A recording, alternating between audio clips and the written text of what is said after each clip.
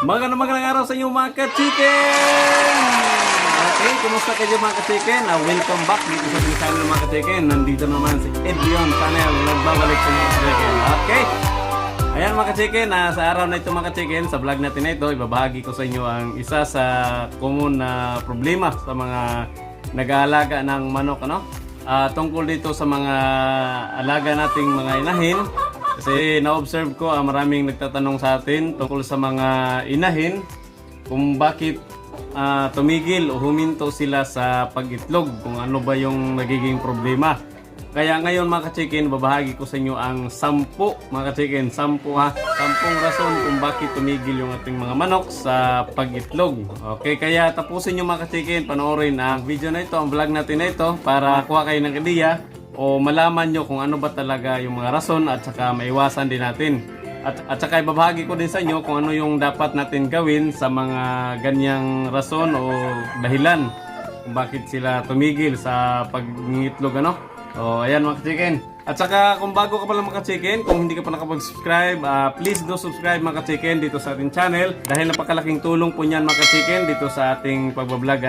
At para mas lalo pa tayong kaganahan mga ka-chicken na magbahagi sa inyo tungkol sa pag-alaga ng mga manok. Ayan, maraming salamat. Okay, ayan mga ka-chicken, simulan na natin. Yung unang rason mga ka-chicken, ito yung ating mga alaga, Ayan. Yung unang rason mga ka-chicken kung bakit huminto o tumigil sa pag-itlog ng ating mga alaga manok. Unang-una mga ka-chicken ay kung sila ay may sakit o injured mga ka-chicken, Diyan mga ka-chicken, hinto talaga sa pag-itlog ating mga alagang manok kung sila ay nagkakaroon ng sakit. Ayan, malaking epekto yan sa kanila mga ka-chicken. Madali nating malalaman yan mga ka-chicken. Una-unang symptoms yung makita nating mga inahin na may sakit ay yung matamlay, nanghihina sila. Pero may iba din dyan mga ka-chicken na may sakit na wala tayong makitang sintomas. Yung mas maigi natin gawin dyan mga ka-chicken ay nagbabacterial flushing tayo sa ating mga alaga. Ano ba yung bacterial flushing? Nagpapainom tayo ng mga antibacterial sa kanila ng mga 3 to 5 days mga ka-chicken sa pagpapainom sa kanila. Tulad dito mga ka-chicken sa ating mga inahin, pwede na sila doon sa mga tablet natin na antibacterial. Isang tablet sa isang araw. Bibigyan natin sila ng mga 3 to 5 days sa pagbibigay sila once a day mga ka-chicken. Yan po yung gagawin natin para kung may sakit sila sa loob nararamdaman, karoon sila ng lagnat, ay madali natin silang magagamot at saka makabalik sila sa kanilang pangitlog. Okay, yan. Sunod na dahilan mga ka-chicken kung bakit huminto sa pangitlog nating mga alaga manok kung sila ay nagkakaedad na, Kasi yung kalakasan mga ka-chicken sa pangitlog nating mga alaga manok, mga inahin ay nasa kanilang unang taon sa pangitlog. Diyan talaga mga ka-chicken, malakas yung pangitlog talaga nila. Tapos after nyan, ay unti nang bababa yung productivity ng mga ka-chicken. Umiitlog pa rin naman pero unti-unti nang bumababa yung production at saka yung iba talaga ay humihinto sa pangingitlog. Kaya baka nagtataka kayo, may binili kayong breeders, ilang buwan lang ng itlog at saka tapos ng ilang buwan ay huminto na, hindi na umitlog kasi matanda na pala, pero sinabihan kayo sa binilhan nyo na ganito pa lang yung edad, 8 months pa lang yan, ganyan, pero na pala, matanda na, 2 years lampas na yung edad, kaya ganyan din yung mga kadahilanan mga ka-chicken.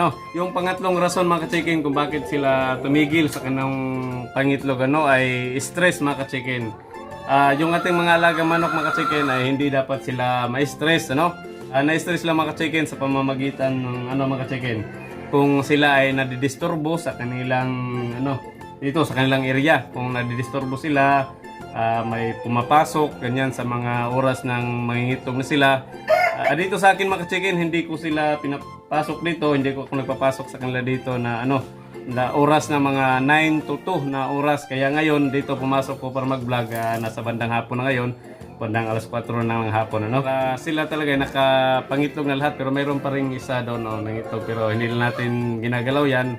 Hayaan lang muna natin sila dyan. Yan yung isang stress mga ka-chicken, At saka yung isa stress mga ka-chicken, yung sobrang ingay ng area nyo mga ka-chicken, lalo na kung dikit-dikit yung bahay, tapos nagpapa-music, kung ano yung maingay dyan, na-stress sila mga ka-chicken yan. At saka sa stress naman mga ka-chicken, dahilan sa stress ay kung napapasok sila ng mga predator, tulad ng napasok sila ng ahas mga ka-chicken o yung bayawak, lalo na dito sa atin marami, ay pinasok din tayo mga ka-chicken, no? Ng bayawak dito sa mga ka-chicken namin, sa area namin. At saka yung aso mga ka-chicken, kung pinasok yung area natin, yung ating manukan, hinahabol yung ating mga inahin, dyan ay stress yan mga ka-chicken, kaya dapat nating iwasan yan, ano? Pang-apat mga ka-chicken na dahilan o rason kung bakit sila tumigil o huminto sa pag-itlog na nakakapekto sa kanila ay yung panahon mga ka-chicken o yung malamig na panahon, ano, o yung maulan, lalo na kung tag-ulan na talaga dito sa ating mga ka-chicken, no? Nakakapekto yan sa pangingitlog nila. Yung iba umihinto, yung iba naman bumababa yung production nila. Pero may mga nagko-continuous pa din naman mga ka-chicken na umitlog sa malamig na panahon. Pero yung iba talaga, mayroon talaga nakakaranas na humihinto o tumigil sa pag-itlog or bumababa talaga yung production, ano? At saka dito sa akin mga ka-chicken, yung ginagawa ko, ano, na tuloy-tuloy yung pangingitlog nila ay kung maulan talaga yung panahon mga ka-chicken o malamig yung panahon, ano, yung pagkain nila mga ka-chicken, naglalagay naman ako ng crack corn dito. Yung crack corn content mga ka-chicken sa aking pagkain sa kanila ay tinataasan ko. Kasi yung crack corn mga ka-chicken maganda sa ating mga manok kasi para magpabigay din ng init sa kanilang katawan, ano, nagiging turn into energy din yan sa kanila. At maganda yan. At yan yung gawin nyo mga ka-chicken, maghalo kayo ng crack corn, ano, o kung sanay na yung mga manok nyo na kumain ng crack corn, nataasan nyo na lang yung content. Kung naghalo kayo ng mga 10%, gawin yung mga 20%, ganyan mga ka-chicken. Panglimang rason mga ka-chicken o dahilan kung bakit tumigil o minto sa pangitlog natin mga alagang manok ay yung pagkain sa kanila o yung pinapakain sa kanila ay hindi sapat yung nutrition na nabibigay sa kanila na kailangan nila sa kanilang pangitlog, ano. Kasi yung ating mga alagang manok mga ka-chicken, yung ating mga inahin during sa pangitlog nila ay nangangailangan sila ng masustansyang pagkain at saka yung mayaman sa protina. Kasi yung pinoproduce nila mga ka-chicken na itlog ay protina. Kaya ginangailangan sila mga ka-chicken ng mga pagkain na mayaman sa sustansya at protina para makatulong sa kanilang pangitlog at kailangan nila sa kanilang pangitlog, ano. At saka isa nakakapekto dyan mga ka-chicken sa pagkain nila ay kung nag-change feeding tayo mga ka-chicken sa ating mga alagang manok, ano. Kasi dito sa akin naranasan ko na din. Dito nag-try ako mga ka-chicken, ano, bumili ako ng murang patuka sa kanila, pagkain sa kanila o feeds sa kanila. Yung naibigay ko sa kanila kasi yung binibili ko na pagkain sa kanila mostly talaga ngayon mga ka-chicken yung kilo ng pagkain o feeds nila, no, nasa 38 to 40, 45, ganyan. Pero yung binili ko mga chicken, nasa 30 per kilo lang mga chicken na pilit, ano. Yun yung binigay ko na pagkain sa kanila mga chicken. After 1 week mga chicken na binibigay ko sa kanila, wala na akong itlog na nakikita. At tumigil talaga mga chicken kasi napiktuhan.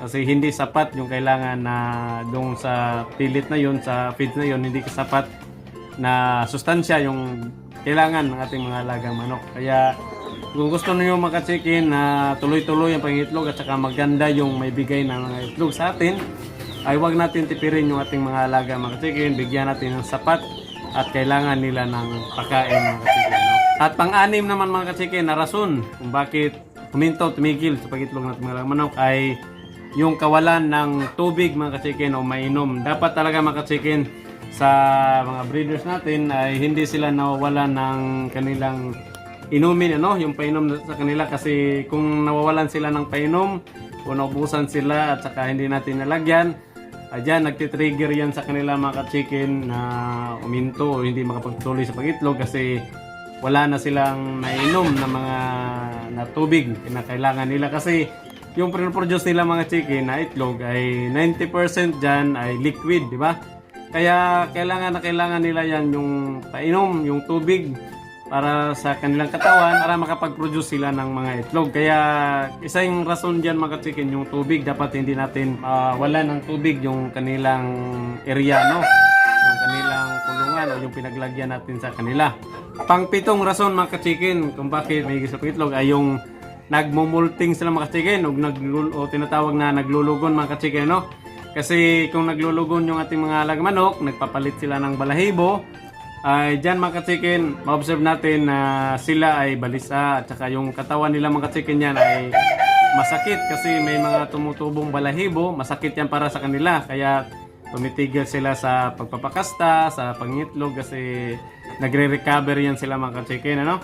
Sa ating mga inahin. Yung mapansin nyo na natatanggal yung mga balahibo nila, yan po, nagmumulting na yan.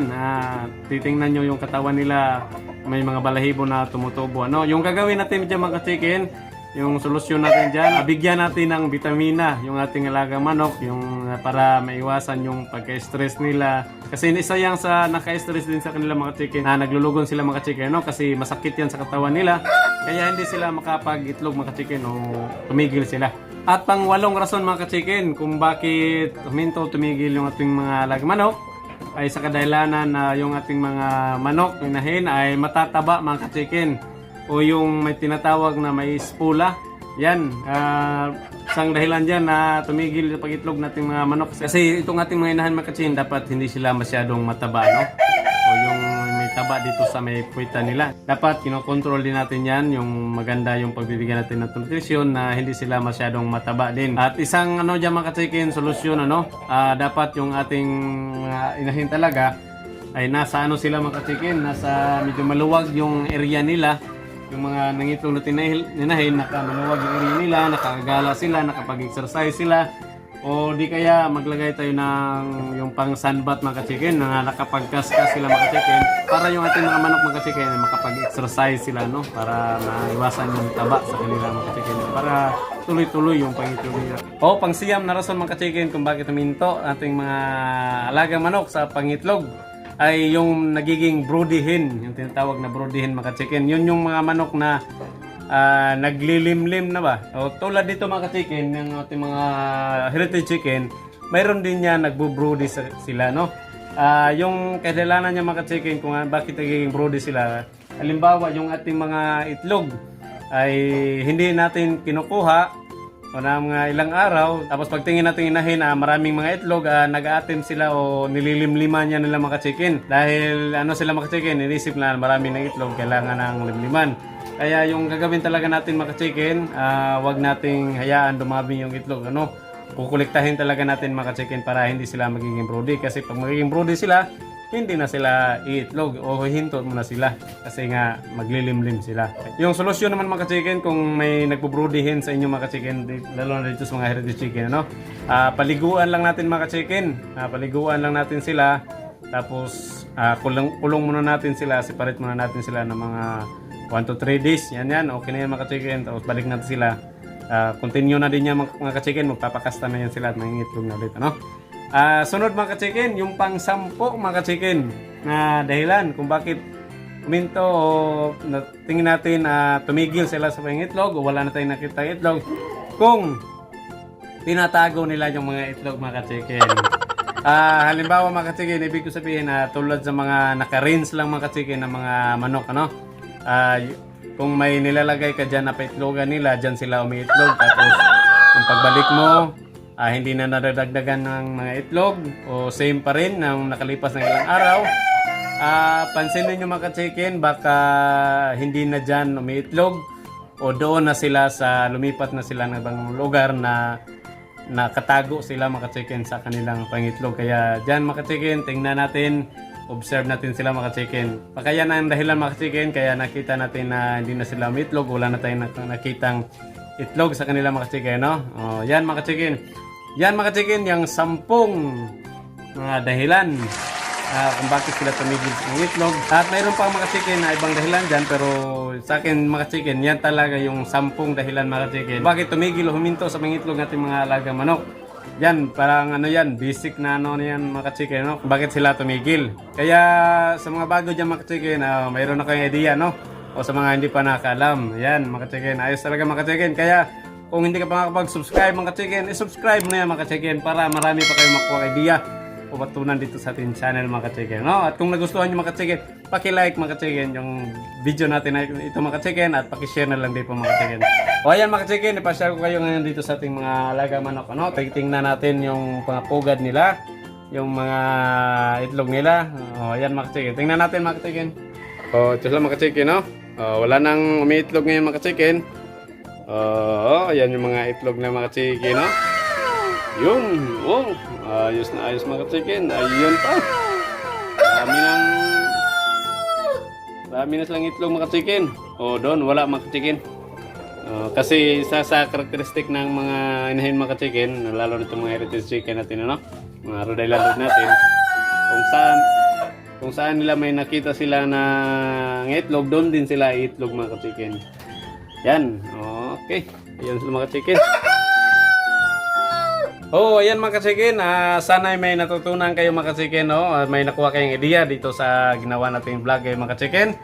Shout out muna tayo mga chicken. Shout out sa channel ni Happy Phil Vlog, sa channel ni Casilaw Farm Life, sa channel ni Wonder TV, at sa lahat ng mga silent viewers natin dyan, at sa mga bagong subscribers. Shout out sa inyong lahat mga idol. God bless. Thank you. Ayan mga chicken, maraming salamat ulit sa inyong panonood at saka walang sawang suporta dito sa channel. At salamat mga chicken sa mga bagong subscriber natin dyan mga chicken, no? Maraming salamat mga chicken. Mga nag-start dyan, tuloy nyo lang yan mga chicken. Kasi ayos yan at mahalin lang natin yung ginagawa natin. Ayan mga chicken, maraming salamat ulit. Ingat po tayo mga chicken lagi. God bless. Thank you. Yes, DJ.